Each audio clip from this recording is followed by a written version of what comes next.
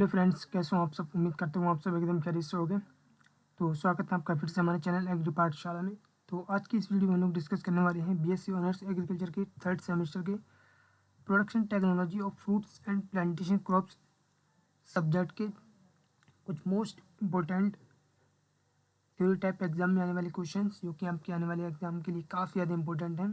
तो बेसिकली आज की इस वीडियो में हम लोग देखेंगे कि फल और बागवानी वाली फसलें क्या होती हैं और इनका क्या महत्व होता है, और इनसे जो उद्योग होता है उनका क्या महत्व है और उनका क्या स्कोप है, क्या दायरा है। ये सारी चीज़ें हम आज की इस वीडियो में डिस्कस करने वाले हैं। तो इससे काफ़ी ज़्यादा एग्जाम में क्वेश्चन बन जाते हैं और हर साल इस टॉपिक से हर साल क्वेश्चन एग्जाम में पूछे ही जाते हैं। और अगर आपको इसकी PDF चाहिए तो आप हमारे टेलीग्राम चैनल को ज्वाइन कर सकते हैं, इसका लिंक डिस्क्रिप्शन बॉक्स में है। तो चलिए इस वीडियो की शुरुआत करते हैं। अगर आपको ये वीडियो पसंद आए तो इसको लाइक करना, कमेंट्स करना, शेयर करना और हमारे चैनल एग्री पाठशाला को सब्सक्राइब जरूर करना। तो चलिए देख लेते हैं फल और बागवानी फसलें क्या होती हैं। तो फल यानी फ्रूट्स और बागवानी फसलें यानी प्लांटेशन क्रॉप्स कृषि की दो अलग अलग श्रेणियां हैं, लेकिन दोनों ही बागवानी यानी हॉर्टिकल्चर का ही हिस्सा हैं। यहाँ इन दोनों के बारे में विस्तार से बताया गया है। तो चलिए सबसे पहले देख लेते हैं फल क्या होता है। तो फल किसी पौधे का वह हिस्सा होता है जो फूल से विकसित होता है और जिसमें आमतौर पर बीज होते हैं। कृषि विज्ञान और पाक कला यानी क्यूलिनरी में इसकी परिभाषा थोड़ी भिन्न हो सकती है। इसकी परिभाषा और विशेषताएं निम्न दी गई हैं। तो वानस्पतिक परिभाषा की अगर हम बात करें तो इसकी पौधे के फूल के अंडाशय यानी ओवरी से विकसित होने वाली संरचना, इसका मुख्य कार्य बीज को संरक्षित करना और उसके फैलाव में मदद करना होता है, जिसे हम फल कहते हैं। कृषि और पाक परिभाषा यानी कल्चर या फिर क्यूलिनरी डेफिनेशन। तो खाने योग्य मीठे या खट्टे गूदे वाले उत्पाद जिन्हें अक्सर सीधे खाया जाता है या जूस, जैम और अन्य मीठे उत्पादों में संसाधित यानी प्रोसेस्ड किया जाता है, उसे फल कहते हैं। फसल चक्र। फलदार पौधे आमतौर पर बहुवर्षीय यानी पेरिनियल होते हैं, यानी वे एक बार लगाए जाने के बाद कई वर्षों तक फल देते हैं।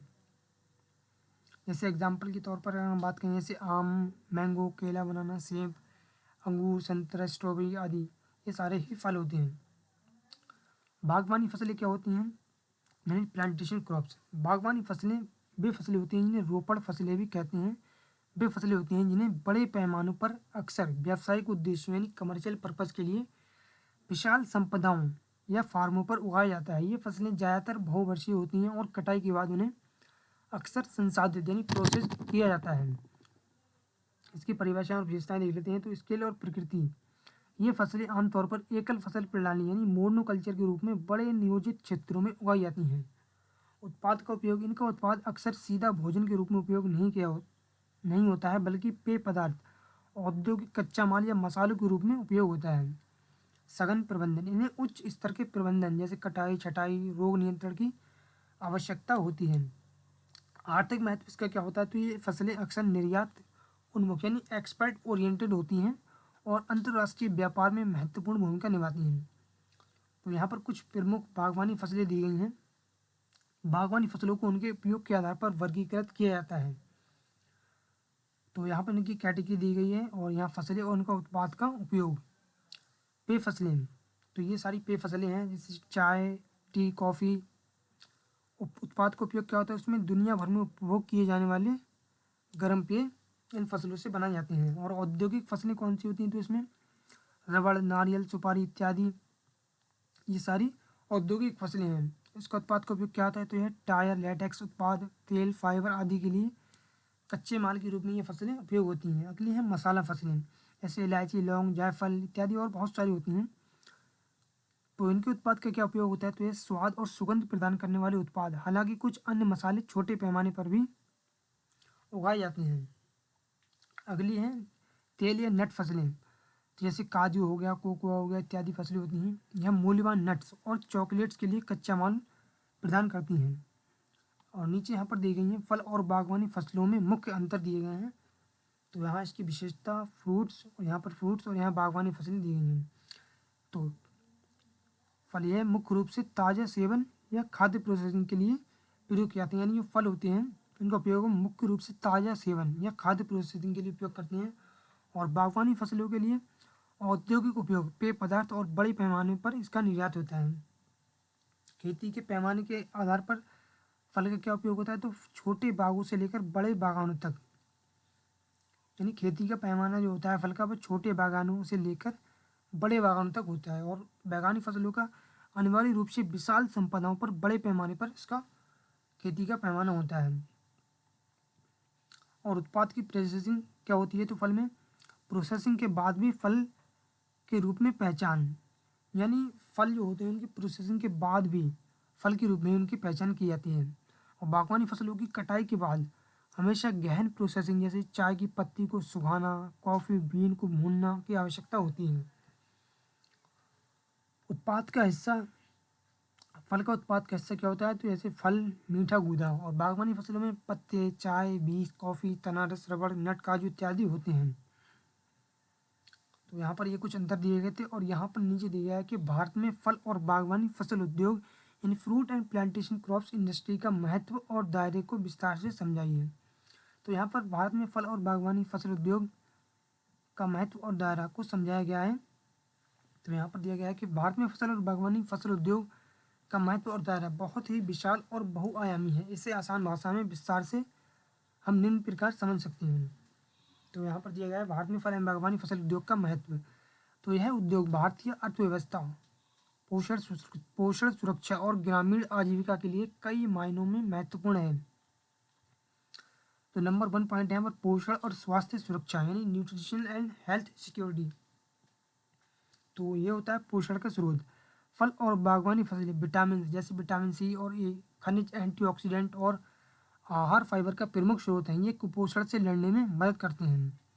दूसरा है रोग प्रतिरोधक क्षमता, यानी फलों को नियमित सेवन शरीर की रोग प्रतिरोधक क्षमता को बढ़ाता है, जो आज के समय में स्वास्थ्य के लिए अत्यंत महत्वपूर्ण है। विविध आहार, ये भारतीय थाली में विविधता लाते हैं, जैसे जिससे लोगों को संतुलित आहार मिल पाता है। नंबर 2 पॉइंट पर इसका आर्थिक और विदेशी मुद्रा अर्जक, यानी economic and foreign exchange earner. तो इसमें पहला पॉइंट है सकल घरेलू उत्पाद, यानी जीडीपी में योगदान। कृषि के सकल घरेलू उत्पाद में बागवानी क्षेत्र का महत्वपूर्ण योगदान है। यह खाद्यान्न फसलों की तुलना में प्रति हेक्टेयर अधिक मूल्य उत्पन्न करता है।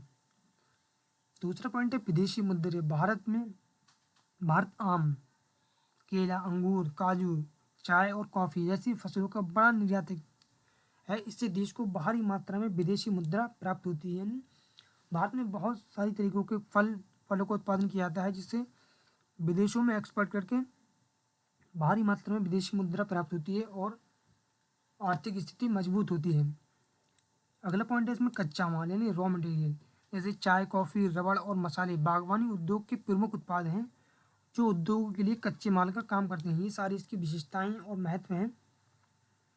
रोजगार और ग्रामीण आजीविका। नंबर तीसरा पॉइंट है इसका रोजगार और ग्रामीण आजीविका, एम्प्लॉयमेंट एंड रूरल लिवलीहुड। इसका पहला पॉइंट है सघन खेती, यानी फलों और बागवानी फसलों की खेती खाद्यान्न फसलों की तुलना में अधिक श्रम सघन, यानी लेबर इंटेंसिव होती है। इसमें रोपण, निराई, कटाई, ग्रेडिंग और पैकेजिंग जैसे कार्यों के लिए साल भर श्रमिकों की आवश्यकता होती है।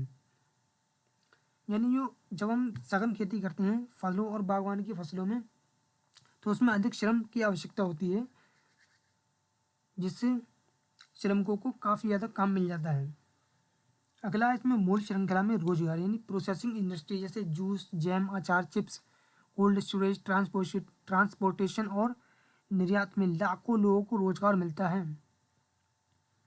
इससे ग्रामीण क्षेत्रों से पलायन कम होता है। अगला इसमें महिलाओं को सशक्तिकरण, यानी कटाई उपरांत प्रबंधन और छोटे स्तर की प्रोसेसिंग में महिलाओं की भागीदारी अधिक होती है, जिससे उन्हें आर्थिक रूप से सशक्तिकरण मिलता है। अगला पॉइंट इसमें पर्यावरणीय लाभ, यानी इन्वायरमेंटल बेनिफिट्स। तो इन्वायरमेंटल को इससे क्या बेनिफिट्स होते हैं, क्या फ़ायदा होता है, तो पहला है इसमें पॉइंट मृदा का संरक्षण, यानी बागवानी फसलें जैसे फलदार पेड़ अपनी गहरी जड़ों के कारण मृदा अपरदन यानी सोइल इरोजन को रोकने में सहायक होते हैं। दूसरा है कार्बन अवशोषण, यानी पेड़ कार्बन डाइऑक्साइड को अवशोषित करके जलवायु परिवर्तन यानी क्लाइमेटिक चेंज से लड़ने में मदद करते हैं। अगला है जैविक विविधता। बागानों में विभिन्न प्रकार के पेड़, पौधे और जीव जंतु पाए जाते हैं, जो जैविक विभिन्नता यानी बायोडाइवर्सिटी बनाए रखने में महत्वपूर्ण हैं। आगे है इसमें फल एवं बागवानी फसल उद्योग का दायरा है, स्कोप। इसका स्कोप क्या क्या है, तो इस उद्योग में विकास और निवेश के लिए बहुत बड़ी संभावनाएं हैं। नंबर 1 पॉइंट पर इसमें उत्पादन और उत्पादकता बढ़ाना है, इंक्रीजिंग प्रोडक्शन एंड प्रोडक्टिविटी। पहला पहला पॉइंट है इसमें विश्व स्तर पर प्रमुखता, यानी भारत दुनिया में फलों और सब्जियों का दूसरा सबसे बड़ा उत्पादक देश है और कई फसलों जैसे केला, आम, नींबू में पहले स्थान पर हैं। उत्पादन बढ़ाने के लिए नई तकनीकों जैसे उच्च घनत्व रोपण और उन्नत किस्में अपनाने की आवश्यकता है।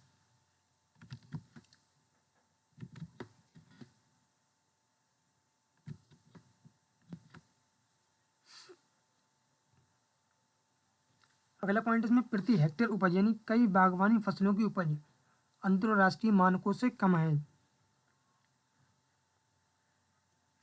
नई तकनीकों, बेहतर सिंचाई और रोग प्रबंधन से प्रति हेक्टेयर उत्पादकता बढ़ाने का विशाल दायरा है। अगला पॉइंट इसमें कटाई उपरांत प्रबंधन और कोल्ड चेन, यानी post harvest management and cold chain. इसमें पहला पॉइंट है न्यूनतम बर्बादी, यानी भारत में फल और सब्जियों की बर्बादी कटाई के बाद 20 से 30% तक होती है। इस नुकसान को कम करने के लिए कोल्ड स्टोरेज, वाइपनिंग चैम्बर और रेफ्रिजरेटेड बैंस के निर्माण में निवेश का बड़ा दायरा है। ग्रेडिंग और पैकेजिंग, वैश्विक बाजार में प्रतिस्पर्धा करने के लिए उत्पादों की वैज्ञानिक ग्रेडिंग और आकर्षक पैकेजिंग में सुधार की गुंजाइश है, जिससे इसका काफ़ी बड़ा स्कोप हो जाता है। अगला पॉइंट इसमें प्रोसेसिंग और मूल्यवर्धन, यानी प्रोसेसिंग एंड वैल्यू एडिशन।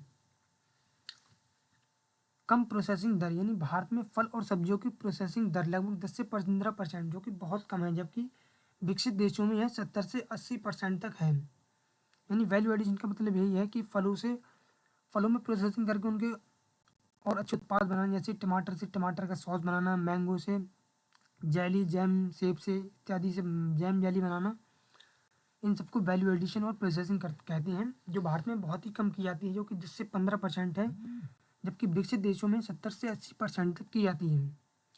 उत्पाद विविधता, यानी जैसे जूस, पल्प, जैम, जेली, अचार, चिप्स और डिब्बाबंद उत्पादों जैसे मूल्यवर्धित उत्पादों, यानी वैल्यू एडेड प्रोडक्ट्स के निर्माण के लिए असीमित अवसर हैं। उदाहरण के लिए आम से सिर्फ जूस नहीं, बल्कि मैंगो, लेदर, पल्प और ड्राई फ्रूट भी बनाए जा सकते हैं। इन सारी चीज़ों को ही वैल्यू एडिशन कहते हैं। निर्यात बाजार में विस्तार, यानी एक्सपेंशन इन एक्सपर्ट मार्केट। नए बाजार, भारतीय फल और बागवानी उत्पादों को मध्य पूर्व, यूरोप और दक्षिण पूर्व एशिया के नए बाजारों तक पहुंचाने की बड़ी क्षमता है। अगला है गुणवत्ता मानक, अंतर्राष्ट्रीय बाजार की मांग के अनुरूप गुणवत्ता, यानी क्वालिटी, अवशेष मुक्त, रेसिड्यू फ्री उत्पादन और प्रमाणीकरण, यानी सर्टिफिकेशन के क्षेत्र में सुधार का व्यापक दायरा है। इस तरह से आप देख सकते हैं, यानी पोस्ट हार्वेस्ट इसके बहुत सारे स्कोप हैं। फल और बागवानी वाली फसलों के बहुत सारे स्कोप यहाँ पर दिए गए हैं। अगला पॉइंट है इसमें जलवायु स्मार्ट बागवानी, यानी क्लाइमेट स्मार्ट हॉर्टिकल्चर। तो इसमें नंबर 1 पॉइंट है संरक्षित खेती। बदलते मौसम के अनुकूल होने के लिए ग्रीन हाउस और पॉली हाउस जैसी संरक्षित खेती की तकनीकों का उपयोग बढ़ाने की आवश्यकता, यानी जलवायु स्मार्ट बागवानी में जैसे संरक्षित खेती के तौर पर ग्रीन हाउस और पॉली हाउस जैसी संरक्षित खेती की तकनीकों का उपयोग बढ़ सकता है, जिसमें बहुत सारे जॉब्स, बहुत सारे श्रमिकों को काम मिल सकता है। अगला है टपक सिंचाई, यानी ड्रिप इरिगेशन। पानी की कमी वाले क्षेत्रों में कुशल और जल उपयोग के लिए टपक और फव्वारा सिंचाई प्रणाली का विस्तार का बड़ा दायरा है।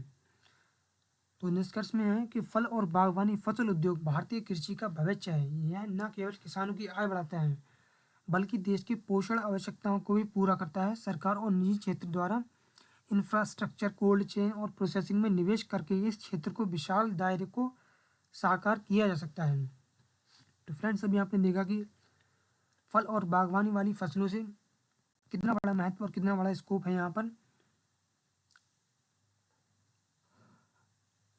तो आप लोग कमेंट करके बताइए कि हम लोगों को आज की वीडियो कैसी लगी, और अगर आपको ये वीडियो पसंद आई हो तो इसको लाइक करना, कमेंट्स करना, शेयर करना और हमारे चैनल लगी पाठशाला को सब्सक्राइब करना।